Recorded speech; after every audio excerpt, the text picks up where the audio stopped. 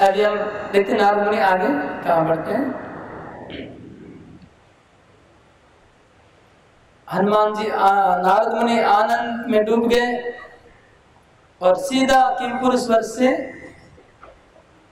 गए कुरुक्षेत्र।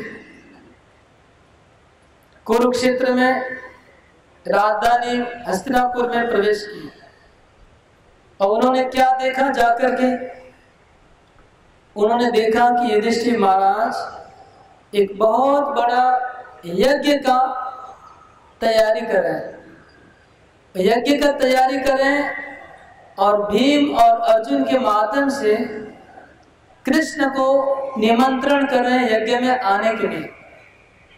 यज्ञ एक बहाना है, असली उद्देश्य है कि कृष्ण को किसी तरह से यहाँ बुलाना है। तो कृष्ण को बुलाने के लिए यज्ञ एक बहाना बन के रह गया। तो कृष्ण को बुला रहे यज्ञ के बहाने से।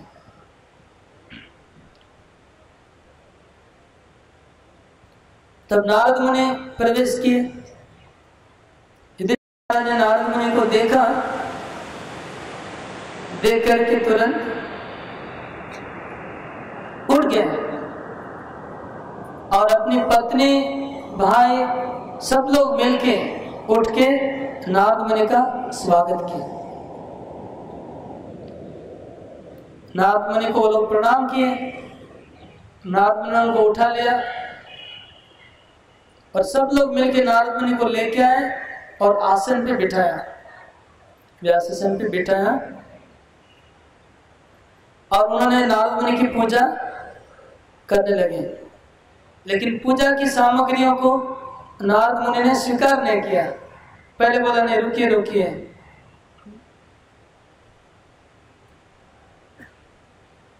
मैं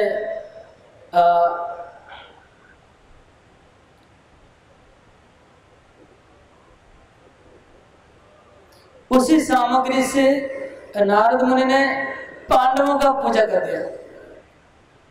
जो सामग्री वो लोग नारद मुनि की पूजा करने लाए थे, उसी को लेकर उन्होंने पांडवों का पूजा कर दिया नारद मुनि। और उनको कहा कि आप श्रेष्ठ भक्त हैं, आपके ऊपर भगवान की बहुत कृपा है, आपकी कृपा की कोई तुलना नहीं है।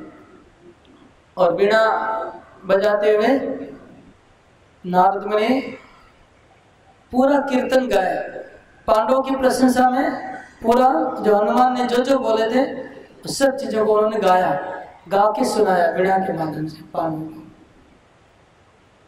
और ये कुछ श्लोक है बहुत सुंदर सुंदर।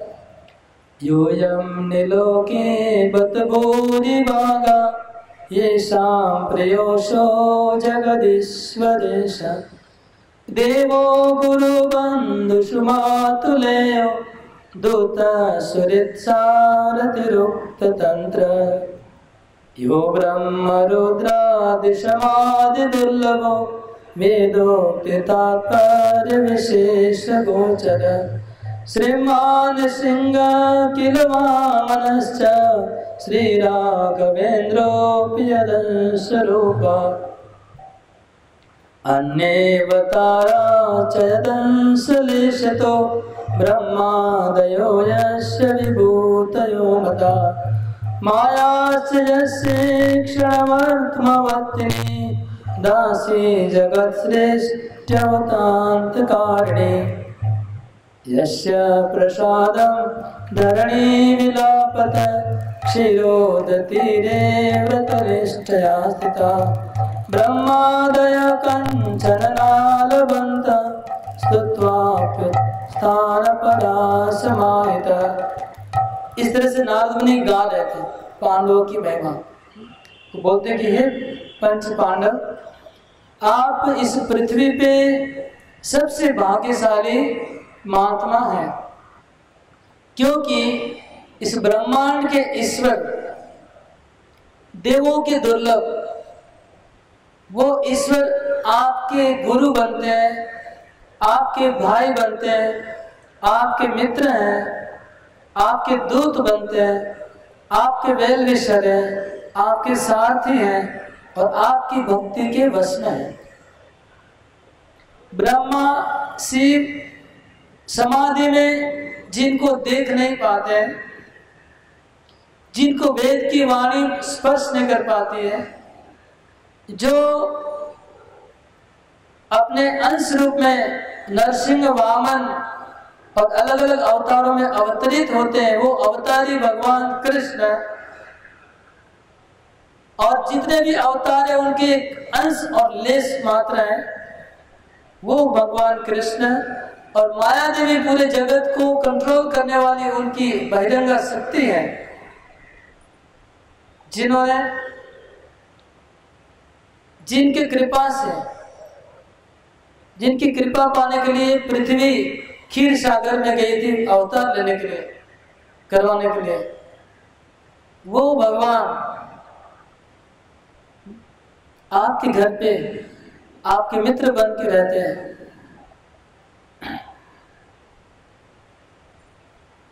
जब ब्रह्मा जी क्षीर सागर गए थे और समाधि लगाए थे तो उन्होंने भगवान का उनको दर्शन नहीं हुआ, भगवान को देख नहीं पाए ब्रह्मा, केवल भगवान की वाणी सुन पाए थे हृदय में कि हे ब्रह्मा जी, मैं बहुत जल्दी अवतार लेने वाला हूँ यादव कुल में, आप सब देवताओं को कहिए कि अपने अपने अंश में यादव कुल में अवतार लेने को।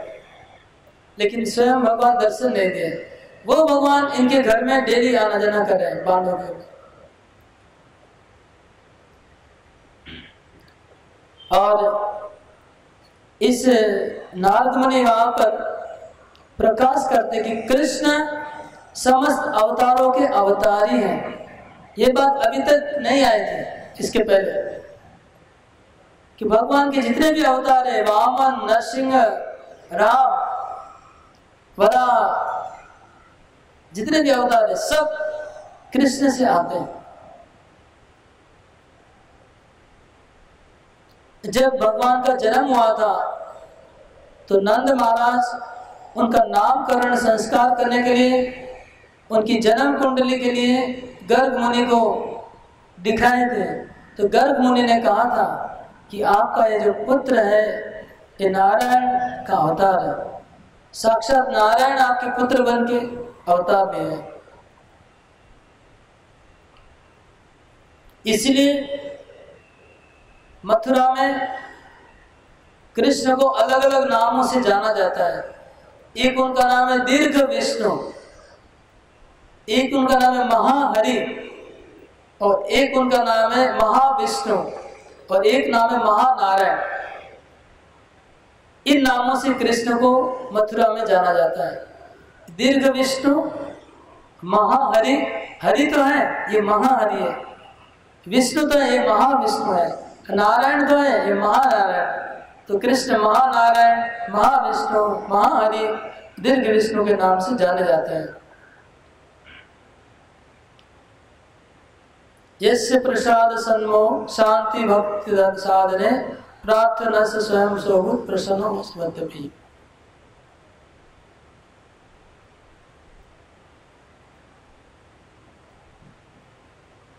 और कृष्ण की महिमा बता रहे हैं कि सुनिए कृष्ण कितने महान हैं। दूसरे जितने भी अवतार हुए हैं उसमें जब भगवान ने जो लीलाएं की उसमें किसी को मोक्ष नहीं मिला, किसी को मोक्ष भगवान ने नहीं दिया। जितने भी अवतार हुए, जितने भी उसमें असुरों को भगवान ने मारा, उन असुरों को दोबारा जन्म लेना पड़ा सबका, लेकिन कृष्ण अवतार में उनका एक्चुअली मोक्ष हुआ। इसका उदाहरण क्या है? उदाहरण बहुत सिंपल है। जय विजय जो वैकुंठ के द्वार मांगते हैं, उनको पहले अवतार में हिरण्यकशिपु हिरण्याक्ष बने तो नरसिंहदेव और वामन अवतार ने उनको मार डाला। दोबारा उनका जन्म हुआ रावण और कुंभकर्ण, तब भगवान रामचंद्र बन के आए, उनको मार डाले। फिर तीसरी बार उनका जन्म हुआ दंतवक्र और कंस, शिशुपाल। तो इस जन्म में कृष्ण ने उनको उद्धार कर दिया, उनको मोक्ष प्रदान कर दिया। तो कृष्ण असुरों को मार के मोक्ष प्रदान करते हैं। दूसरे अवतारों में ऐसा नहीं हुआ। दूसरे अवतारों में भगवान ने कुछ एक दो हाथ गिने भक्तों को, उंगली में गिनने जैसे भक्तों का उद्धार किया। नरसिंहदेव ने केवल प्रहलाद महाराज को उद्धार किया। रामचंद्र ने हनुमान जी को, जामन को, सुग्रीव को, विभीषण को, इनके साथ उन्होंने प्रेम का आदान प्रदान किया 4-5 भक्तों से केवल, और दशरथ और 2-4 जन, उनको शुद्ध भक्ति दी। 4-5 भक्तों को शुद्ध भक्ति प्रदान करी। शुद्ध भक्ति रामचंद्र अवतार में शुद्ध भक्त इतने हैं, हनुमान है, सुग्रीव है, विभीषण है, जामवंत है, ये शुद्ध भक्त है। लेकिन कृष्ण अवतार में शुद्ध भक्ति से ऊपर प्रेम भक्ति प्रदान करे, और 2-4 लोगों को नहीं, लाखों की संख्या में प्रेम भक्ति। तो शुद्ध भक्ति और प्रेम भक्ति में भी थोड़ा अंतर है, वो आगे आएगा डिफरेंस क्या। शुद्ध भक्ति में क्या है कि भक्त समझता है कि ये भगवान है, उनकी मुझे सेवा करनी है, उनकी मुझे पूजा करनी है, उनको मुझे सम्मान देना है। और प्रेम भक्ति में भक्त ये भूल जाता है कि ये भगवान है। तो प्रेम भक्ति में भक्त सोचता है कि मुझे इनका पालन करना है, इनको मुझे खाना नहीं दूंगा तो भूखे रह जाएंगे। यशोदा माता सोचती है कि कृष्ण को अगर वो भोजन नहीं कराएगी तो कृष्ण भूखे रह जाएंगे। यशोदा माता सोचती है अगर कृष्ण को वो दंड नहीं देगी तो कृष्ण अच्छा आदमी नहीं बनेगा। तो अच्छा आदमी बनाने के लिए उसको हमें शिक्षा देनी पड़ेगी। ये भाव है प्रेम भक्ति में। तो प्रेम भक्ति में भाव ऐसा है कि भगवान से भी ऊपर भक्त अपने आप को सोच रहा है। और शुद्ध भक्ति में, शुद्ध भक्ति से भी एक आगे स्टेप है प्रेम भक्ति का, विशुद्ध भक्ति। ये शुद्ध भक्ति है और ये विशुद्ध भक्ति है। तो विशुद्ध भक्ति दूसरे अवतारों में दिखाई नहीं पड़ती है, एटलीस्ट दिखाई नहीं दे रही है। कहीं पर भी आप देख नहीं पा रहे हैं विशुद्ध भक्ति को, शास्त्रों में दिखाई नहीं पड़ रहा।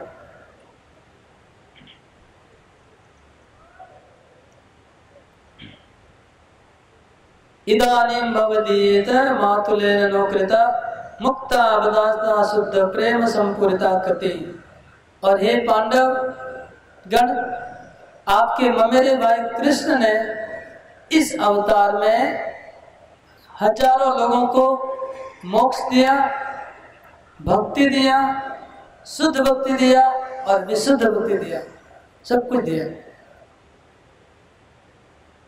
और उन्होंने अपने हाथ से जिनको जिनको मारा और अर्जुन के द्वारा जिनको मरवाया, सबको उन्होंने उद्धार किया, सबको मोक्ष दिया। जो नरक में जाने योग्य असुर को भी उन्होंने वैकुंठ में पहुंचा दिया।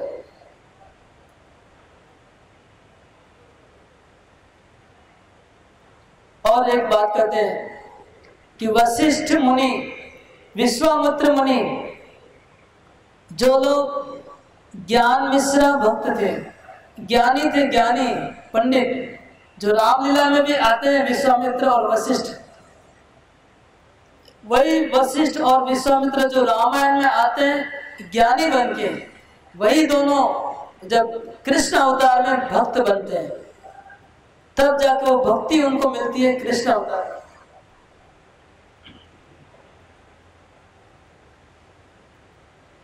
कब हुआ भक्ति? जब कुरुक्षेत्र भूमि में, कुरुक्षेत्र की भूमि में जब ये विश्वामित्र और वशिष्ठ आए थे,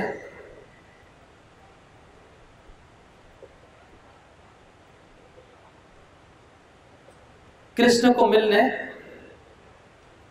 तब उनको भक्ति मिली है। इसके पहले तो ये लोग ज्ञानी थे दोनों।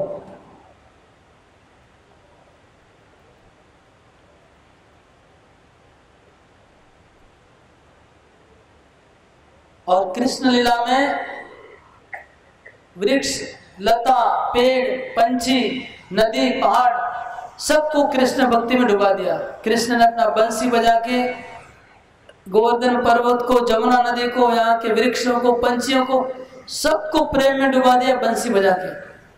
ये अद्भुत कृष्ण की लीला हुई।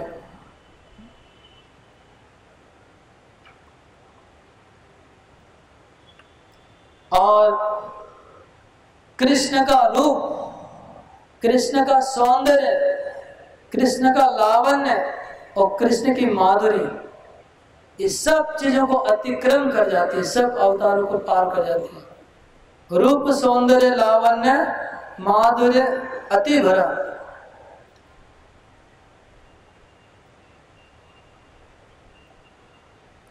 और ये सब रूप, लीला, सौंदर्य, लावण्य के ऊपर भी उनकी प्रेम माधुरी है। प्रेम माधुरी उनकी पराकाष्ठा प्राप्त करती है।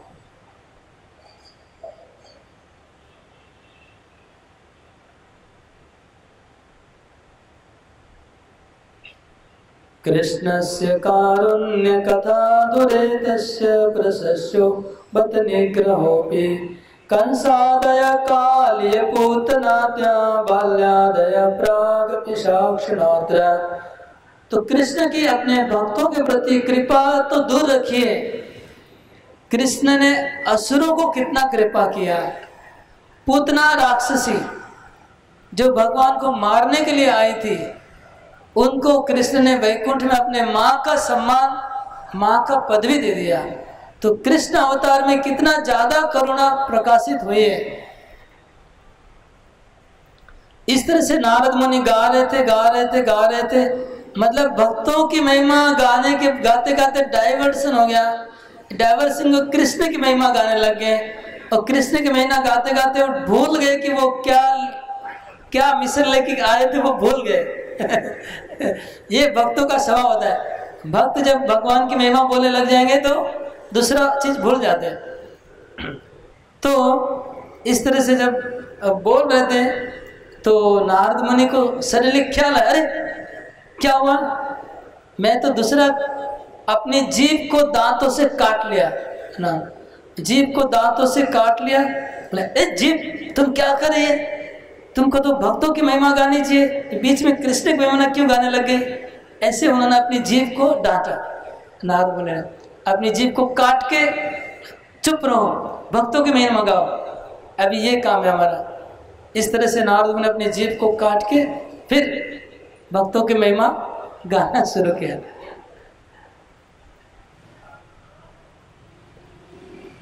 फिर बोलते कि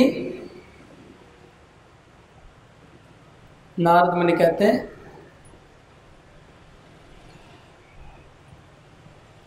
आपके ऊपर भगवान की इतनी कृपा है कि मेरी जीभ की शक्ति नहीं है, मेरी जीवा में शक्ति नहीं है उसको पूरा गाने की। जब माता प्रथा, कुंती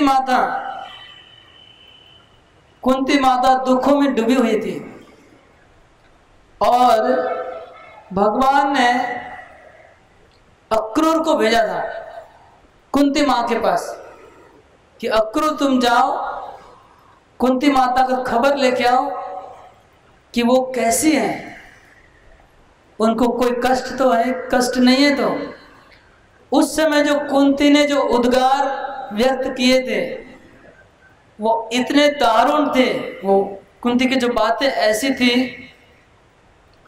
कि इतना रो के वो बोली थी, विचित्र वाक्य बहुधा रुरोधो स्फुटे नृणाम यत् श्रवणेन वक्ष। वो जो कुंती जो बातें कही थी वो अगर कोई सुनेगा तो उनकी छाती फट जाएगी। स्फुटेन वक्ष, वक्ष हमारी छाती फट जाएगी। ऐसे कुंती महारानी रोई थी अक्रूर के सामने कि कृष्ण मुझे कब कृपा करेंगे, मैं कितनी परेशान हूं। इस तरह से कुंती महारानी रोई थी।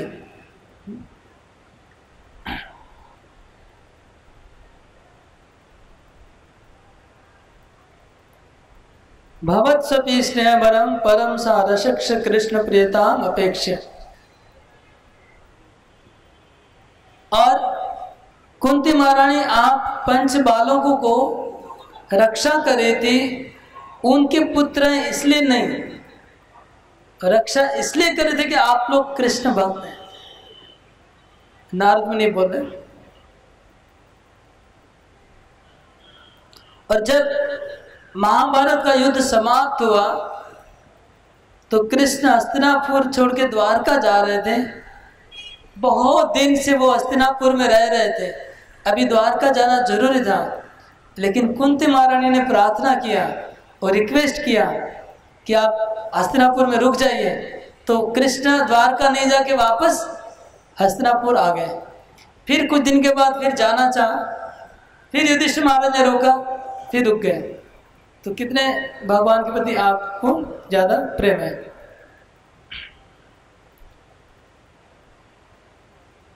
और भगवान आपके ऊपर कितनी कृपा करते हैं इसका एक उदाहरण और है। भगवान ने जरासंध को 17 बार हराया, 17 बार मार के भगाया जरासंध को। इसके बाद जरासंध को मारने की जो क्रेडिट है पूरा भीम को भगवान ने दे दी। अगर भगवान चाहते तो कभी भी उसको मार सकते थे। 17 बार जब मार डाला, मार मार के भगाया, तो मार ही सकते थे। एक बार तो एटलीस्ट फाइनली उनको स्कोर कर लेते। इतना बार उनको मार मार के छोड़ दिया जिंदा, तो लास्ट में एक बार मार डालते तो उनको क्रेडिट भगवान को मिल जाता। लेकिन वो लास्ट क्रेडिट उनको दे दिया, किसको? भीम को। तो भगवान कितना पांडवों को प्यार करते हैं। और अर्जुन तो बहुत फेमस है, विख्यात है भगवान के प्रिय मित्र के रूप में, उनकी कोई तुलना नहीं है। और नकुल सहदेव भी बहुत भगवान के प्रिय हैं, उनके ऊपर भी भगवान की बहुत कृपा है। नकुल सहदेव ने क्या किया था? जब राज्य यज्ञ हुआ था तो अग्र पूजा किसकी होनी चाहिए? नकुल सहदेव ने प्रपोज किया था कि कृष्ण की अग्र पूजा होनी चाहिए। और जब द्रौपदी जंगल में वनवास में थी, दुर्वासा कितने 10,000 शिष्यों को लेके आया था। ये तो कथा सबको पता है ना, इसको बोलने की जरूरत नहीं है। तब भगवान कृष्ण ने द्रौपदी को रक्षा किया। दुर्वासा के श्राप से द्रौपदी बच गई। सबको खाना भगवान ने खिला दिया अक्षय पात्र के द्वारा। और भगवान जब हस्तिनापुर गए थे तब उन्होंने विदुर के घर जाके साग खाया। तो दुर्योधन का 56 भोग को ठुकरा दिया। क्यों? क्योंकि पांडवों को वो प्यार करते। नारद मुनि क्योंकि आप लोग को प्यार करते भगवान, इसलिए दुर्योधन के घर पे नहीं खाए, ये तो दुर्योधन के घर पे खा लेते हैं। तो विदुर के घर पे भगवान के खाने का कारण भी आप हैं।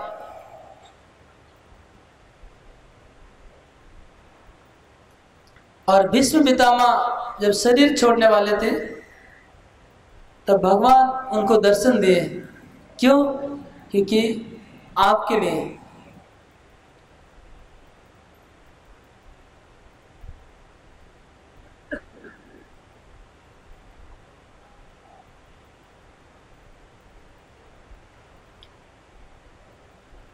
जब नरसिंहदेव भगवान प्रकट हुए थे तो केवल प्रहलाद महाराज को अकेले कृपा की। उनकी फैमिली में, प्रहलाद महाराज की फैमिली में कितने लोग भक्त बने?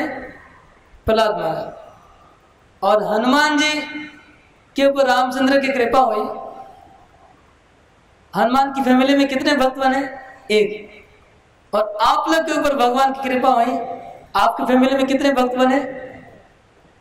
पूरा फैमिली, बहुत लोग। ये आपके अगर काउंट करेंगे तो आपको बहुत खत्म नहीं कर पाएंगे। कुंती भक्त हैं, पंच पांडव भक्त हैं, द्रौपदी भक्त हैं, परीक्षित महाराज भक्त हैं, उत्तरा भक्त हैं, पूरा लाइन लगा हुआ है, सब भक्ति भक्त, पूरा लाइन, पूरा डायनेस्टी। आपके फैमिली में भगवान का ज्यादा कृपा है। प्रहलाद महाराज से, हनुमान से भी आप लोग ज्यादा कृपा प्राप्त करें।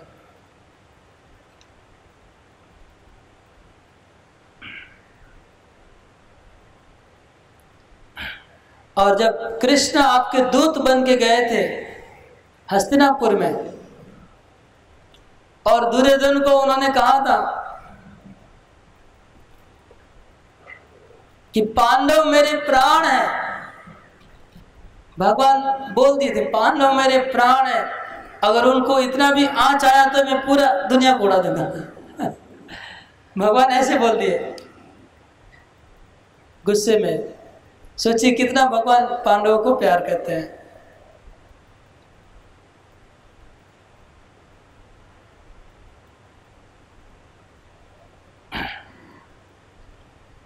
इस तरह से जब बोल रहे थे नारद मुनि, तो युधिष्ठिर महाराज सर झुका के श्रवण कर रहे थे और मौन अवलंबन किए थे, मौन शांति।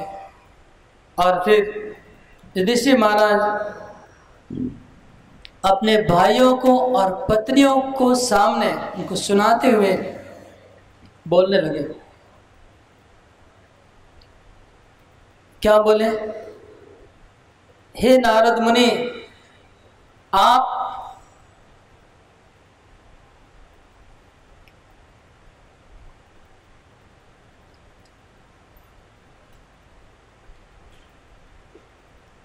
बावदुक है। बावदुक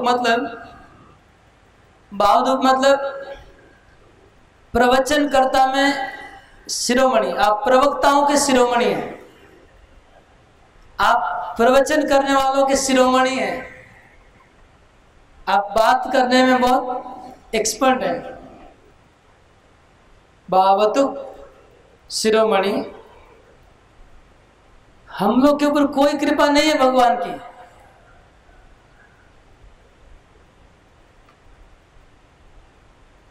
मतलब कृपा बोले बहुत है, हम बोले तो हमारे ऊपर बिल्कुल भगवान की कृपा नहीं है। मतलब हमारे ऊपर भगवान की कृपा है ही नहीं, हम लोग को कृपा मिली नहीं है भगवान की। कैसे?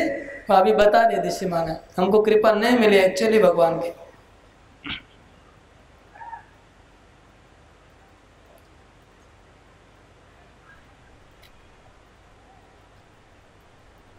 हम लोग जो विपत्ति में पड़ते थे और भगवान हमारी सुरक्षा करते थे, वो इसलिए करते थे ताकि जगतवासियों को पता चले कि विपद आने से भगवान रक्षा करेंगे, इसलिए भगवान हमारी रक्षा करते हैं। कैसा लॉजिक है? अगर भगवान हमारी रक्षा नहीं करते तो सब लोग भक्ति करना बंद कर देंगे। अगर भगवान हमारी विपत्ति में नहीं आते तो पूरी दुनिया भक्ति करना बंद कर देते। तो कौन सा अच्छा है? हम लोग की रक्षा करना अच्छा है न सबकी भक्ति बंद हो जाए? इसलिए भगवान हम लोग को रक्षा करने के लिए इसीलिए आए ताकि दूसरे लोग भक्त लोग मेरा माला वाला छोड़ नहीं दे। तो सब माला छोड़ देंगे। नहीं, इतना प्रॉब्लम, अर्जुन को भगवान रक्षा नहीं किए, कुंती को नहीं किए, फिर हम लोग माला जप नहीं करेंगे, बंद। तो हम लोग की माला को चलाने के लिए भगवान को आना पड़ा पांडवों के घर में, उनको रक्षा करने। ये पहला कारण बताया।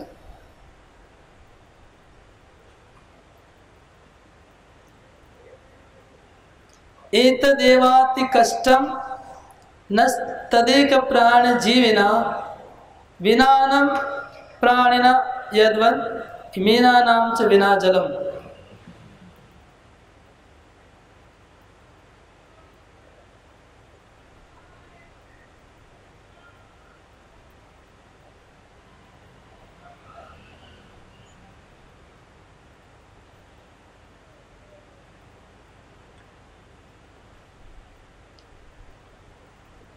अभी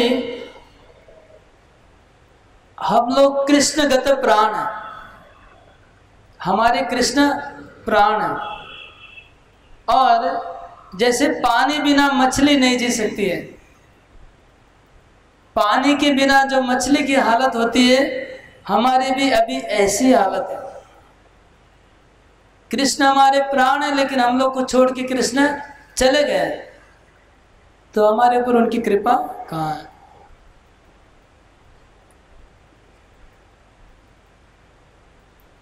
और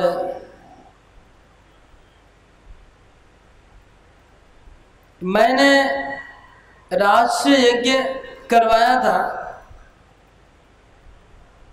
ये दिखाने के लिए। एक्चुअली युधिष्ठिर महाराज एक बहुत बड़ा खुलासा कर रहे हैं। युधिष्ठिर महाराज बोलते हैं कि हमारे जीवन में बहुत आपत्तियां आई हैं, इतनी आपत्तियां आई है कि जो भी हमारा जीवन पड़ेगा वो भक्ति करना बंद देगा। उसको सुधारने के लिए हमने राष्ट्रीय यज्ञ किया। हमने राष्ट्रीय यज्ञ करके हमारे ऐश्वर्य का प्रदर्शन किया, ताकि भक्तों को खाली डार्क साइड दिखाई नहीं पड़े, ब्राइट साइड भी लोगों को दिखाई पड़े कि पांडव लोग कितने ऐश्वर्यवान थे, कितने धनी थे, कितने महान थे। इसलिए हमने राष्ट्रीय यज्ञ किया था, ताकि वो चीजें लोग भूल जाएं।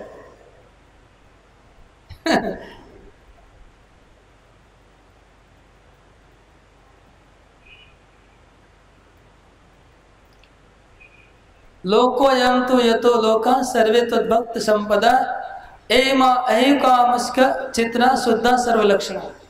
हम भक्तों को, दुनिया को दिखाना चाहते थे कि जो भगवान की भक्ति करते हैं उसको इस जीवन में समस्त धन ऐश्वर्य प्राप्त होगा और अगले जीवन में भी बहुत अच्छा फल मिलेगा। उसका ये जन्म और अगला जन्म सब अच्छा होगा। ये दिखाने के लिए हमने अपना ऐश्वर्य का प्रदर्शन किया, यज्ञ किया। इसमें भगवान की कृपा है ऐसा मत आप मतलब कंक्लूड करिए कि हमने राष्ट्रीय यज्ञ किया मतलब भगवान की बहुत कृपा है हमारे ऊपर, ऐसा मत सोचिए।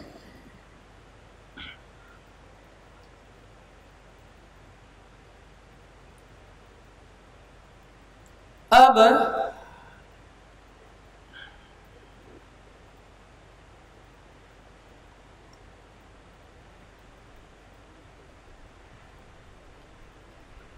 अभी हमारे समस्त शत्रु का विनाश हो गया।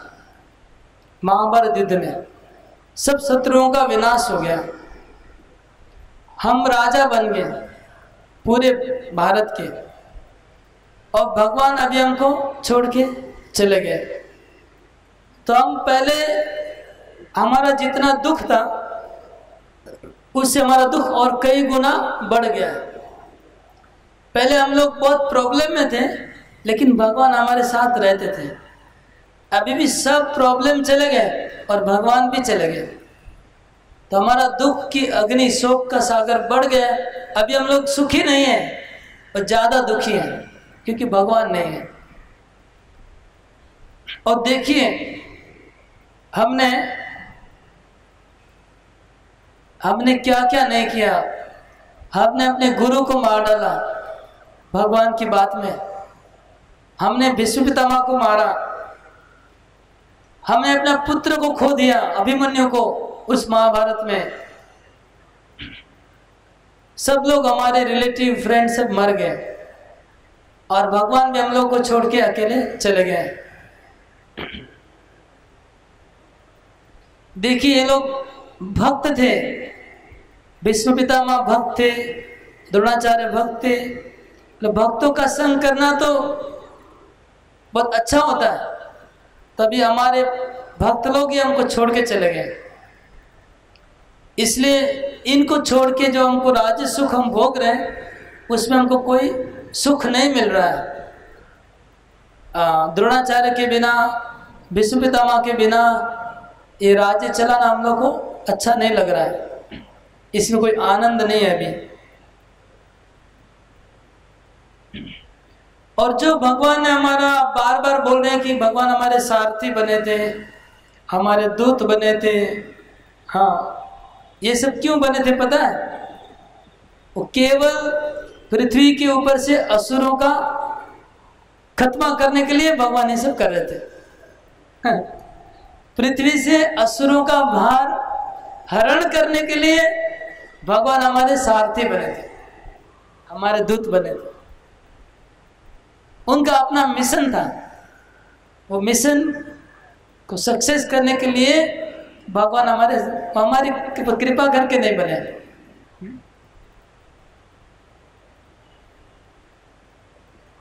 और धर्म की रक्षा करने के लिए। भगवान का काम है धर्म की रक्षा करना, इसलिए उन्होंने किया ऐसा।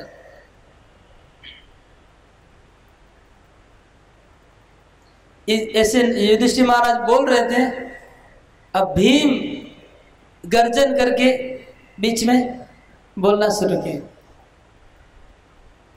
भीम गर्जन किया जोर से, इतना जोर से उच्च स्वर में हंस के बोला, अट्टहास्य करा, हाँ हे कृष्ण के शिष्य कृष्ण के शिष्य तुम हमारी प्रशंसा कर रहे हो।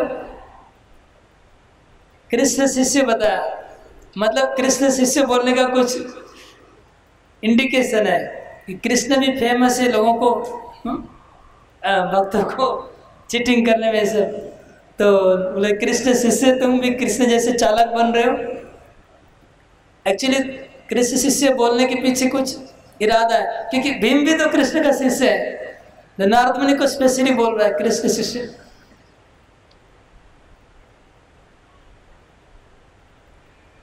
जैसे कृष्ण बहुत दुर्बोध चरित्र वाले हैं, कृष्ण के चरित्र को कोई समझ नहीं सकता है, और बहुत चतुर चतुर बातों में एक्सपर्ट है कृष्ण, और ऐसी चतुराई बातें कर करके हम लोग को अभी अकेला फेंक के चले गए हैं, हम लोग को छोड़ के। तुम भी उनके जैसे ही हो।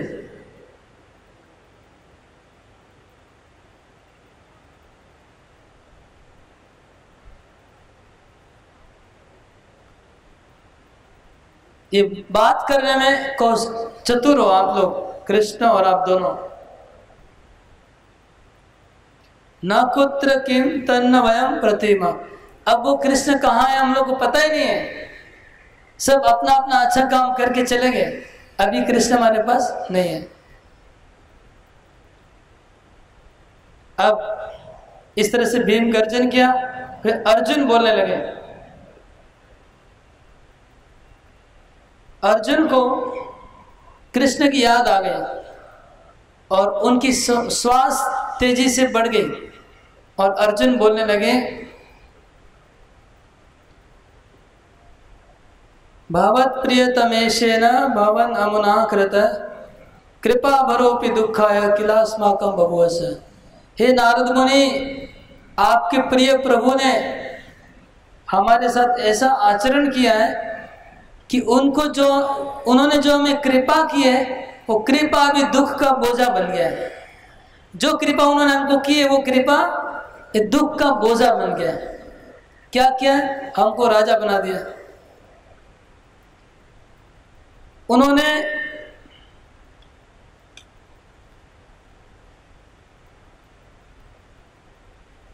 ये जो भीष्म पितामह, जो शुष्क ज्ञानी है, जो भीष्म पितामह शुष्क ज्ञानी है, उन्होंने महाभारत युद्ध में इतने तीक्ष्ण बाण हमारे ऊपर चलाए,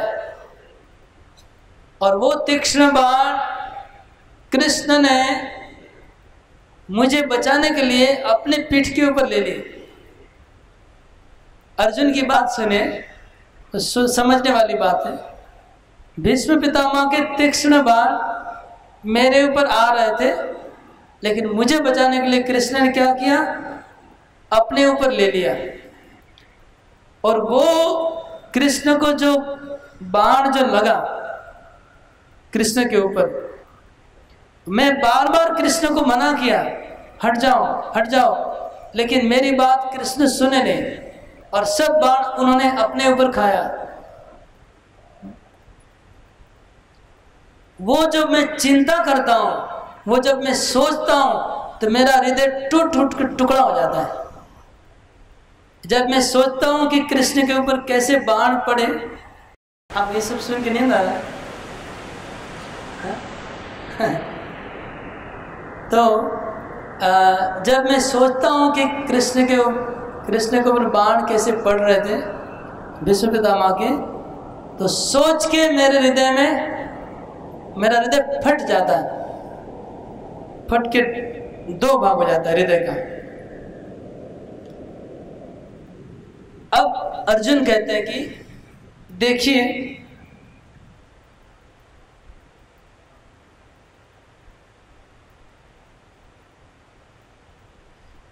देखिए ऐसा कर्म नहीं करना चाहिए जिससे अपने प्रिय व्यक्ति को दुख हो।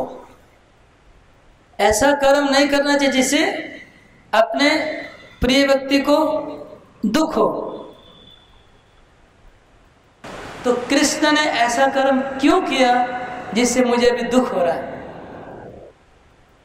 अभी समझ में आ रहा है अर्जुन के हृदय में क्या भाव है कि कृष्ण ने अपने ऊपर बाण खाए मेरे मना करने पर भी, और उनको जो बाण लगे उसकी जो पीड़ा मुझको बहुत हो रही है। तो अगर कृष्ण बाण नहीं खाते तो मुझे पीड़ा नहीं होती। तो अगर मेरे ऊपर वो कृपा करना चाहते तो उनको बाण नहीं खाने चाहिए भीष्म के। ये अर्जुन के विचार है। मतलब भक्ति बहुत ऊंची भक्ति है।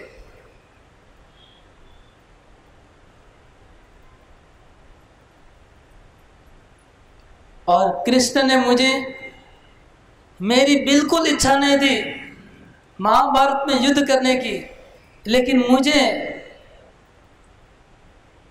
ऐसा ज्ञान का फिलोसफी देके ऐसा मेरा दिमाग घुमा दिया कि मैंने भीष्म पितामह को मार दिया, द्रोणाचार्य को मार दिया, इतने लोगों को मैंने मारा, कोई जरूरत नहीं था।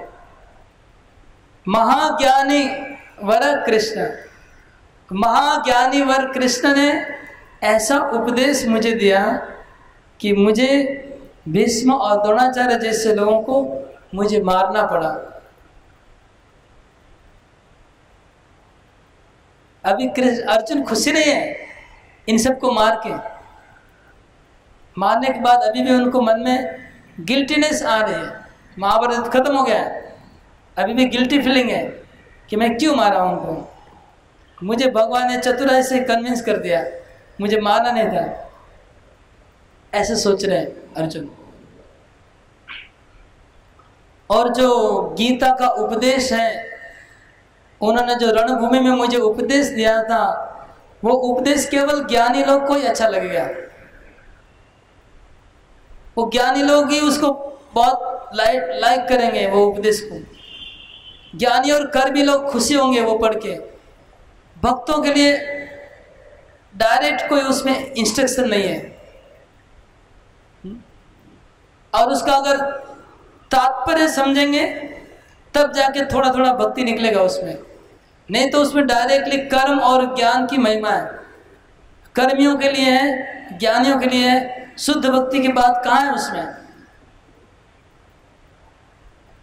देखिए, ये तो पढ़ के बहुत डिवोटी को मन में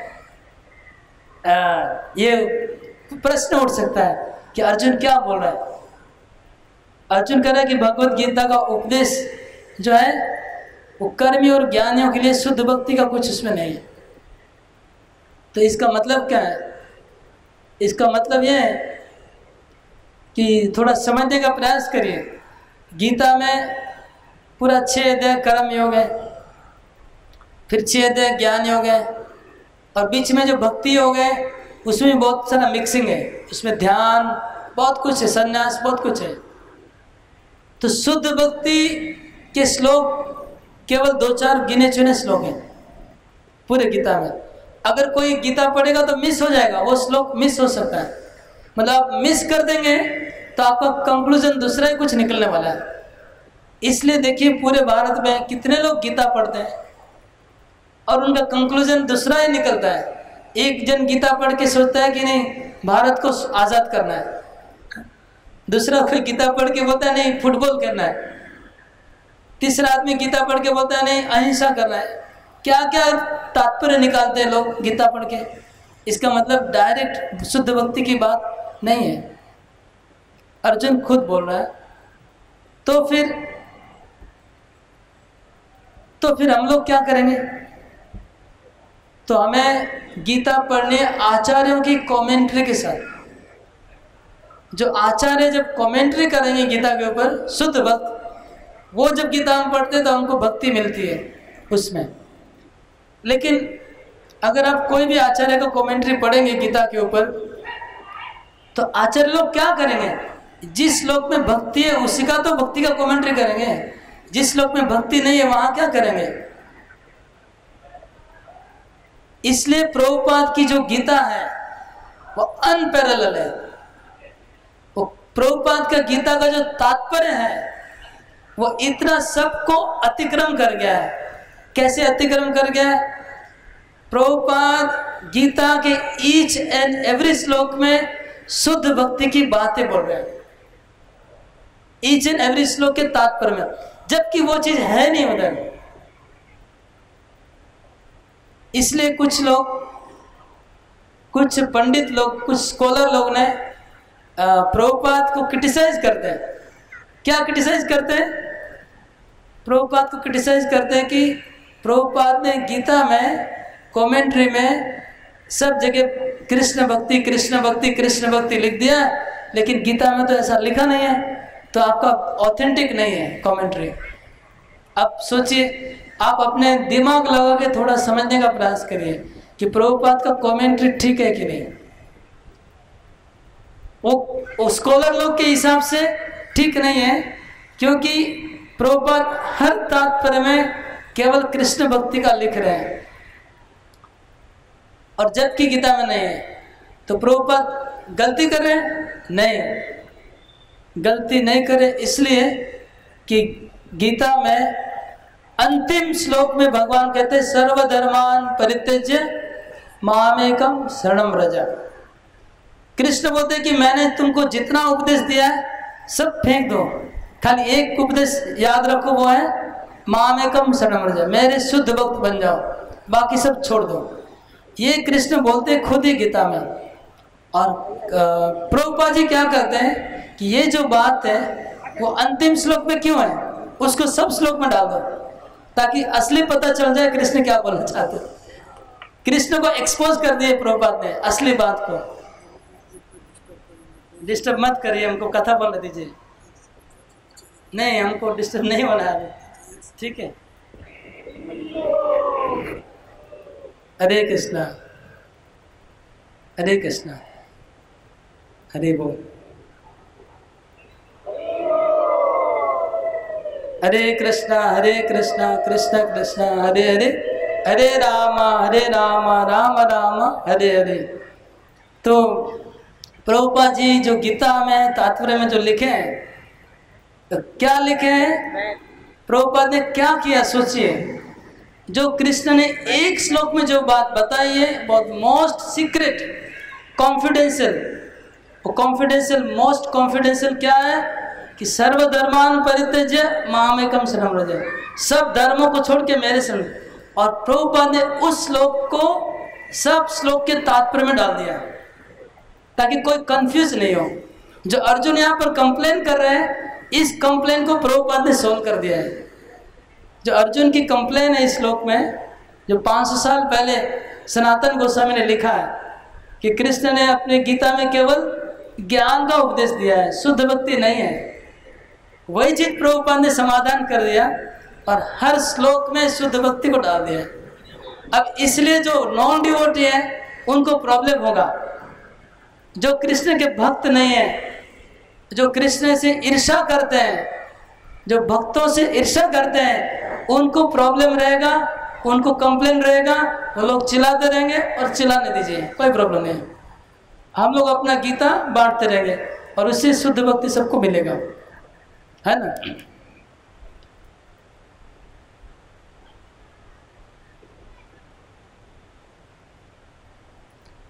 अब पांडव कहते हैं कि कृष्ण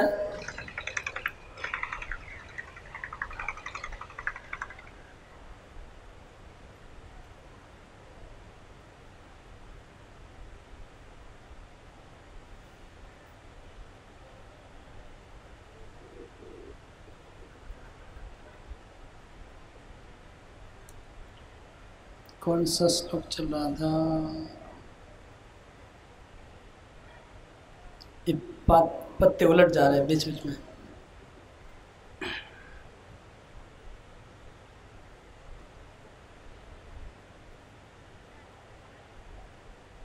गीता के बारे में बताते हैं। हाँ, ये श्लोक 67। इसके बाद अर्जुन कहते हैं कि गीता का जो श्लोक है उसका जो तात्पर्य है उसका मैं जब विचार करता हूं तो मुझे लग रहा है कि कृष्ण ने मुझे चीटिंग कर दिया, ऐसा लग रहा है मुझे। क्योंकि गीता का पर्पज है सर्वधर्मान परित्यज्य, और मैं क्या किया, गीता सुनने के बाद मैंने युद्ध किया। युद्ध करके मैंने अपने सगे संबंधियों को मारा, which is not the actual purpose of Gita. असली गीता का उद्देश्य है शुद्ध भक्ति, और लेकिन ये युद्ध करना शुद्ध भक्ति में आता नहीं है, वो तो स्वधर्म पालन है। तो इसलिए कृष्ण ने मुझे लगता है चीटिंग करी, ऐसा मुझे लगता है।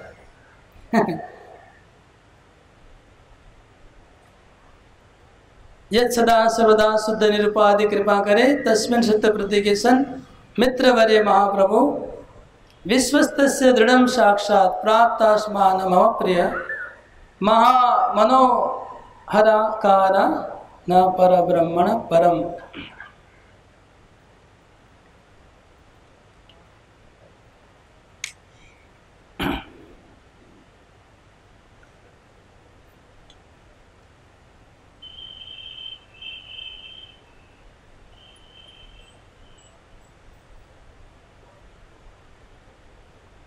हमें श्री कृष्ण का जो सुंदर विग्रह है, जो मनोहरकारी विग्रह है, जो मुग्धकारी विग्रह है, सुंदर रूप है, वो हमें बहुत प्यारे हैं।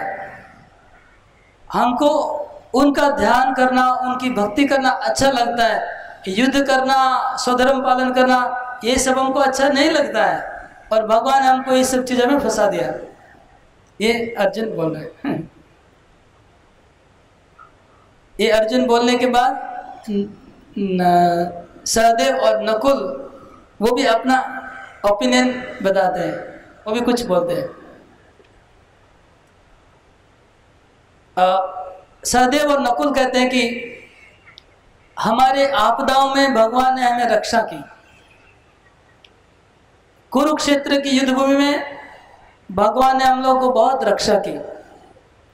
भगवान ने हमारे अश्वमेध यज्ञ करवाया, हमारे यश को भगवान ने त्रिभुवन में फैला दिया, हमारे ऐश्वर्य को भगवान ने बहुत बढ़ा दिया।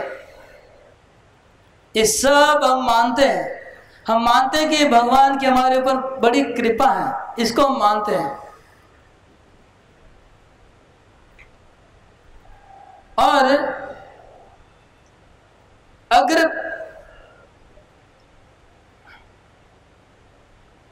महायज्ञोत्सव हुआ,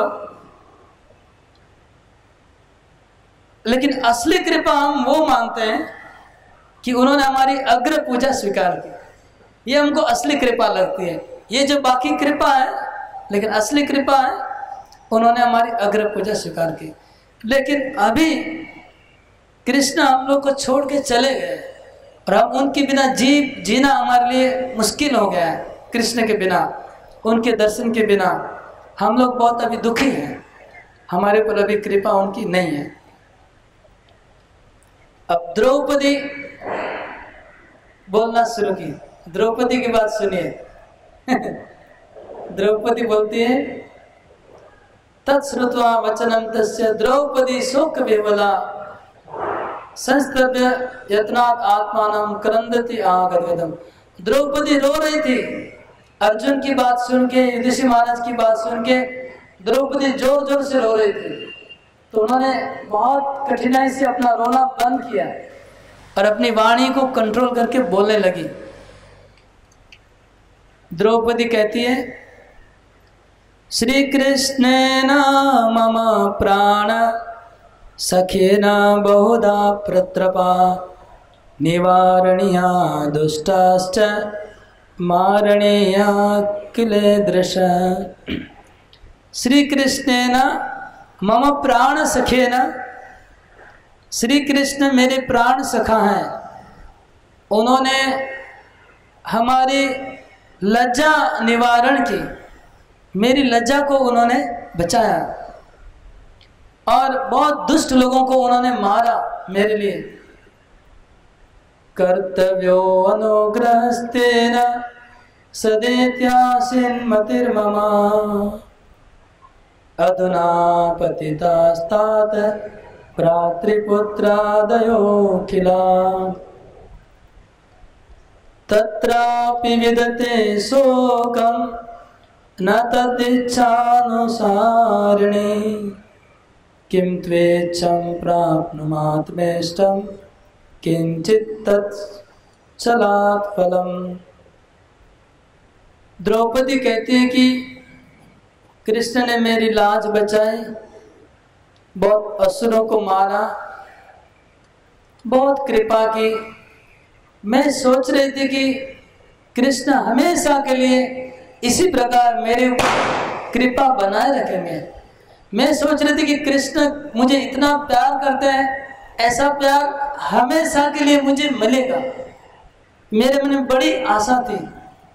लेकिन आज मैं देखती हूँ कि मेरे पिता की मृत्यु हो गई, मेरे भाई की मृत्यु हो गई और मेरे पुत्र की मृत्यु हो गई, और मैं शोक से दुखी हूं और मैं अभी रो रही हूं।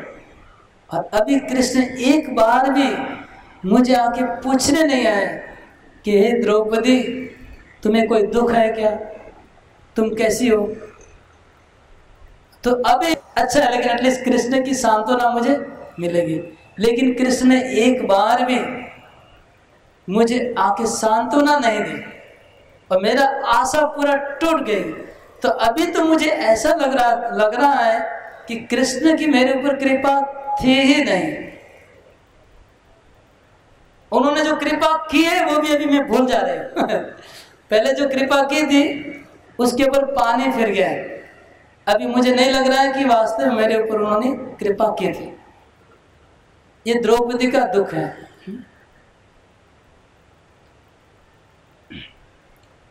तानि तानि ततस्तस्य पातव्यानि मया सदा मधुराणि मनोज्ञानि स्मित वाक्यामृतानि है। तो ये द्रौपदी बोल के रुक जाते हैं। तदस्तु दूरे दुर्भाग्य मम पूर्वदपिषु। तो इसलिए द्रौपदी कहती है कि मुझे भी डाउट लग रहा है कि आदौ कृष्ण कभी मुझे चाहते थे कि नहीं, वही मुझे भी डाउट लग रहा है। तो अभी नेक्स्ट कुंती महारानी बोलना शुरू करती है। कुंती बोलती है, शोकार्तेव तत कुंती कृष्ण दर्शन जीवना शास्त्रम सकरुणम प्रास्मरन्ति तत् कृपा कृपे। कुंती महारानी रो रही थी और कृष्ण का दर्शन ही उनका जीवन है। तो कृष्ण के दर्शन के बिना जो व्याकुल थी, वो कुंती महारानी रोते रोते बोलने लगी और कृष्ण को स्मरण करने लगी। कुंती कहती है, अनाथाया सपुत्राया ममापद गणवो सकृत त्वरया मोचना सम्यक देवकी मातृतोप्य कृपा विशेष कृष्णस्य स्वस्यानुमितो मया सचाधुनात्मनो नेशा अपि गेहेषु सर्वतः स्त्रीणां नियत बंधूनां मारोदन संसृते मनस्यपि पदं जातु न प्राप्नोति कियन्मम। कुंती महारानी कहती है कि जब मेरे स्वामी मर गए पांडु, मैं अनाथ हो गई थी। आप सबको ये तो लीला पता है कुंती महारानी का, बोलने की जरूरत नहीं है। कुंती महारानी अनाथ हो गई थी पांडु के मरने पर, और छोटे छोटे 5 बच्चे उनके पास थे। एक विधवा स्त्री को 5 बच्चों को बड़ा करना आप लोगों को समझ में आ सकता है कि कितना डिफिकल्ट है। तो मैं कठिनाई से अपने बच्चों को बड़ा कर रही थी। उस समय जितने भी आपदाएं आए, कृष्ण तुरंत मुझे रक्षा की। तब मैं सोच रही थी कि कृष्ण देवकी से मुझे ज्यादा कृपा करते हैं। और इनफैक्ट श्रीमद् भागवत में एक श्लोक आता है कुंती की प्रार्थना में, वहां पर कुंती महारानी कहते हैं कि मैं देवकी से ज्यादा भाग्यवान हूं। उस श्लोक में कुंती कहती है कि देखिए, देवकी कारागार में बंद थी, वसुदेव देवकी, और कंस उनको बहुत सताया। कृष्ण ने 11 वर्ष वृंदावन लीला करने के बाद मथुरा आए, आकर कंस को मारा और देवकी को जेल से निकाला। और मैं जब जब मेरे ऊपर आपत आई, कृष्ण आ गए, मुझे तुरंत रक्षा किए। तो मैं देवकी से ज्यादा भाग्यवान हूं। कि कुंती बोलती है भागवत में, अब कुंती बोलती है कि मैं सोच रही थी कि मैं ज्यादा भाग्यवान थी, वो पास्ट हो गया अभी, लेकिन अभी मेरा ओपिनियन चेंज हो गया है। कैसे? अभी मैं देख रही हूं कि महाभारत के युद्ध में सब लोग मर गए। आसपास में जिसको भी मैं देख रही हूँ सब विधवा दिख रही हैं। हमारे समाज परिवार में जितनी भी स्त्रियां हैं सब विधवा हो गई है, और ये सब रो रही हैं, और रो के ये जो इतना चित्कार करेगा पूरा आकाश गूंज रहा है इनके रोदन से। सब विधवा, अभिमन्यु मर गया, कितने लोग मर गए, द्रौपदी के 5 पुत्र मर गए, बहुत लोग मर गए। तो स्त्रियों का जो करुण क्रंदन है, वो क्रंदन में जब सुनती हूँ, उनका क्रंदन सुन के मुझे अभी लगता है कि कृष्ण की मेरे ऊपर कृपा बिल्कुल नहीं। अभी कृष्ण एक बार भी आकर के हमें सांत्वना नहीं दे रहे। अभी कृष्ण छोड़ के चले जा रहे हैं। हम लोग जब मुसीबत में थे तो भगवान आके रक्षा करते थे। अभी हम लोग राजा बन गए, भगवान छोड़ के द्वारका चले गए। अभी द्वारका में भगवान रहते हैं, पर हम लोग भगवान के विरह में, तो सब लोग चारों और सबके घर में कोई न कोई मर गया, सब लोग रो रहे हैं। ये हमारी हालत है।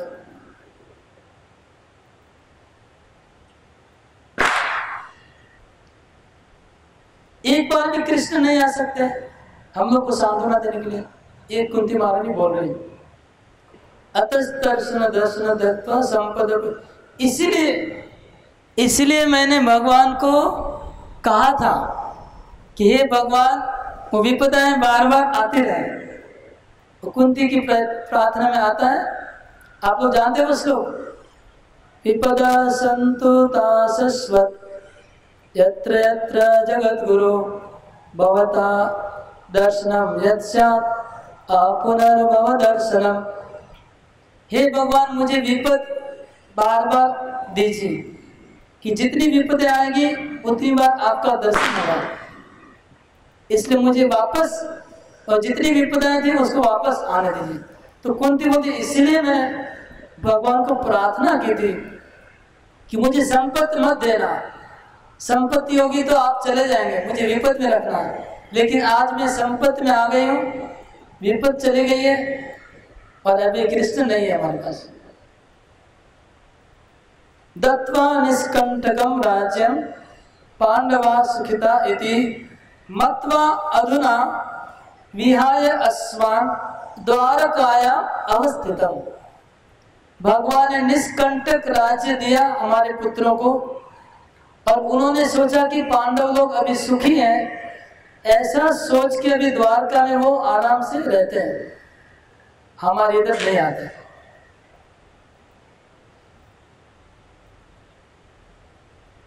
इसलिए उनके बिना जीना अभी हम लोग के लिए बहुत कठिन हो गया है।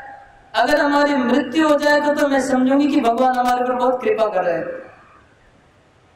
कुंती बोलती कि अगर हमारी मृत्यु हो जाए तो मैं समझूंगी कि भगवान बहुत कृपालु है।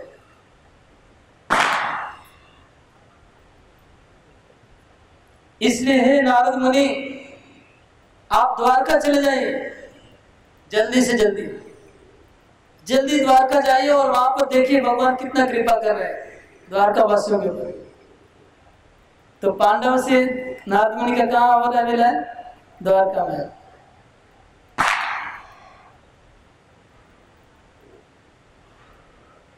और द्वारका का ऐश्वर्य क्या है आप खुद जाके देखिए, मैं क्या बताऊं।